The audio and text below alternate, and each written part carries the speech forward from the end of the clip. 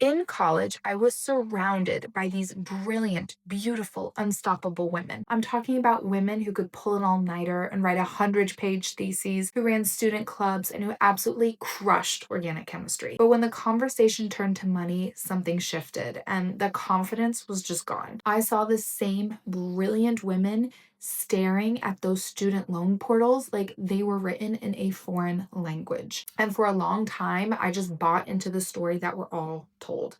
You know the one, that women are just bad with money. The gap in financial knowledge, it isn't some random coincidence. It's a system that was intentionally designed to keep women a step behind. It shifts the blame onto us, onto our own personal abilities, instead of the system that created the gap in the first place. And let's be crystal clear. This isn't just a feeling. When you look at the numbers, it's infuriating. Study after study shows a real measurable gender gap in financial literacy. And this has nothing to do with intelligence. It's about education and exposure. It's a direct line to the gender pay gap, where women still earn on average about 84 cents for every dollar a man makes. This then feeds into an even bigger gender wealth gap, which isn't just about what we earn, but what we own. We're trying to win a game where we were never properly taught the rules, and the scoreboard was rigged from the very beginning. So the real question isn't why are women so bad with money? It's why has the system been so damn good at keeping financial knowledge away from women? To really get how deep this goes, you have to look back in time, and not even that far back. For most of modern history, women weren't just discouraged from finance,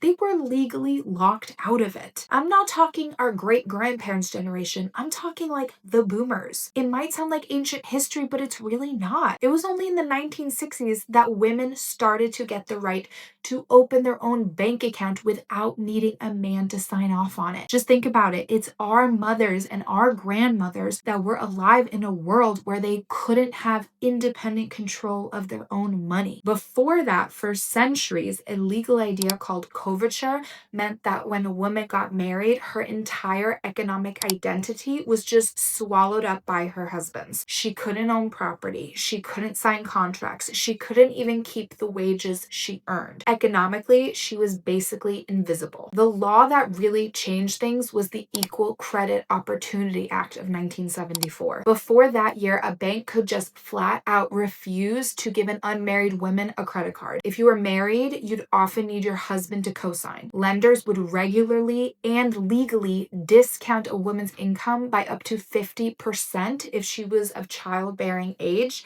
just because they assumed she'd eventually leave her job. These weren't just dusty old laws, they built a legacy. For generations, financial knowledge was a conversation that happened between fathers and sons, because they were the only ones who legally held the power.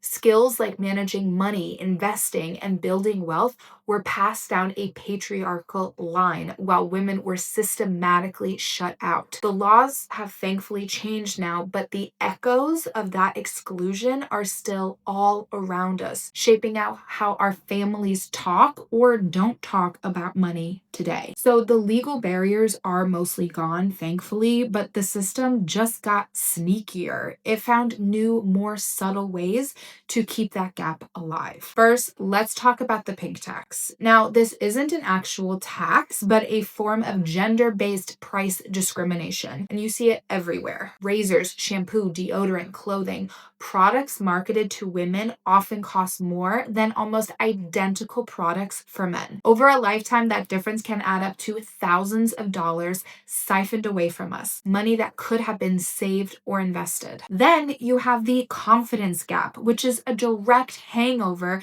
from that historical exclusion. When researchers study financial literacy, they find that women are way more likely than men to answer "I don't know" to a question, even when they might know the right answer. I have definitely made that mistake myself. Men are conditioned to be confident, so they're more likely to just guess. This isn't a failure of knowledge so much as failure of confidence, created by a world that has never shown women as financial experts. It's no surprise that only about a third of women actually see themselves as investors. This gets even worse when you look at how financial work is often split in heterosexual households. Women tend to manage the day-to-day stuff, the budget, the bills, the coupon clipping. I mean, this is critical work. I am not discounting it, but it is treated like domestic housekeeping. Meanwhile, the so-called serious financial planning, long-term investing, retirement, wealth management is still overwhelmingly handled by men. This division starves women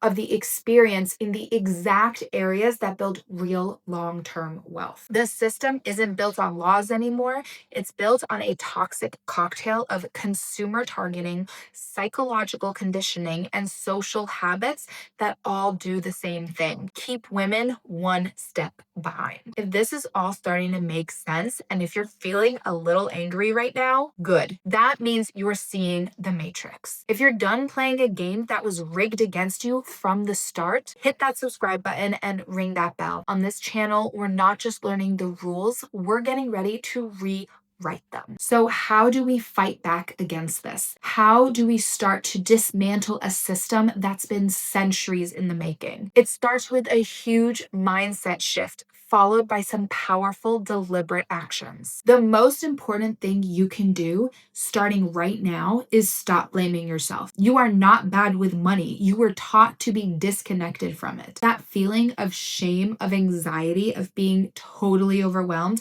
that's not a personal failure. It is the intended result of a broken system. So let that shame go and replace it with a righteous fire. See your financial education not as a to-do list item, but an act of rebellion. The system's power comes from our silence. It works because we're too anxious or embarrassed to talk about our salaries, our debt, our investments, or our financial mistakes. We have to shatter that silence. Have real, candid conversations with your friends. Ask them what they're being paid. Share your own strategies for paying off debt. Talk about what you're investing in. The more we make these conversations normal, the faster we close that knowledge gap for everyone. Look, budgeting is fine, but you can't build wealth just by cutting out lattes. To really close the gap, we have to focus on the areas that build serious momentum. First, investing. This is the number one tool for building wealth, and it's where that confidence gap is the widest. But you don't have to be a stock picking genius. For most of us, the best strategy is dead simple. Consistently contribute to low cost index funds through a retirement account like a 401k and an IRA. The goal isn't to beat the market, it's to be in the market. And here's the wild part. Multiple studies show that when women do invest, they often get better returns than men. Why? Because we tend to be more patient, trade less, and are less reactive to panic in the market. We are naturally wired to be good at this. We just need to get in the game. Second, negotiating. Your income is the entire engine that powers your wealth. One successful salary negotiation early in your career can be worth hundreds of thousands of dollars over your lifetime. You have to see it not as a scary confrontation, but as a critical business transaction. Do your homework, practice your pitch, and demand what you are worth. And finally, build a freedom fund. Some people call this an emergency fund, and that's scarcity mindset. This isn't just for when things go wrong. This is the fund that gives you the power to walk away from a toxic job, bad relationship, a bad situation. It is the ultimate source of financial independence. Having 3 to 6 months of living expenses saved in a high yield savings account isn't just a safety net. It's your liberation. The idea that women are bad with money was never, ever true. It's a convenient story made up to hide a systematic problem, a problem with roots in laws that locked women out of the economy and modern branches that tax us more, pay us less, and chip away at our confidence. But understanding the design is the first step to tearing it down. We tear it down by rejecting the shame. We tear it down by breaking the silence and creating communities where we can finally talk openly about money. And we tear it down by taking bold, strategic action, by investing, by negotiating, and building our own freedom.